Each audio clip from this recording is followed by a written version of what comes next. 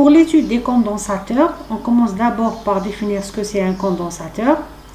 Donc, pour former un condensateur, bon, d'abord, si on prend un conducteur B tout seul et qu'on relie à la bande positive d'un générateur de tension, comme c'est indiqué sur la figure, donc B va se charger, va porter une charge positive, et cette charge-là se répartit sur sa surface externe. Imaginez maintenant que je mets au voisinage de B, ou bien je rapproche de B un autre conducteur A qui est initialement neutre. Là, B va influencer A, c'est-à-dire B crée dans son voisinage un champ électrique dirigé vers l'extérieur. Donc un électron du conducteur A sera attiré vers du côté de B. Donc il y aura des charges négatives qui vont apparaître sur ce côté-là. Et les charges négatives vont laisser à leur place, ou bien de l'autre côté du conducteur A, des charges positives, tel que c'est représenté sur ce schéma-là.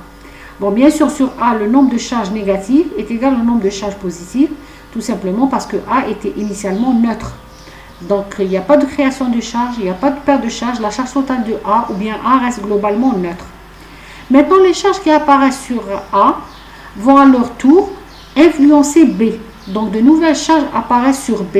Donc, B va porter plus de charges que lorsqu'il était tout seul. L'ensemble A et B forment ce qu'on appelle un condensateur. Le mot condensateur parce que ça permet de condenser ou bien d'emmagasiner de l'électricité. Imaginez maintenant que je relie A à la Terre.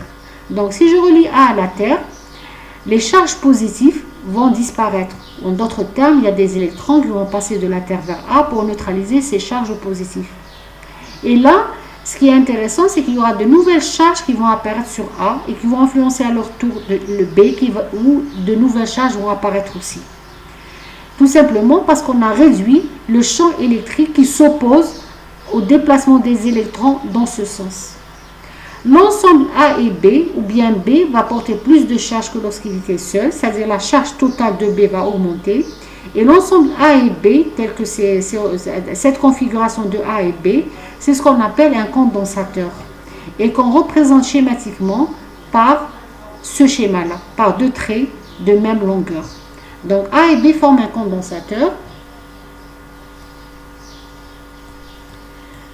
Bon, généralement, on forme un condensateur avec des conducteurs A et B en influence totale, telle que la charge de A est égale à moins la charge de B.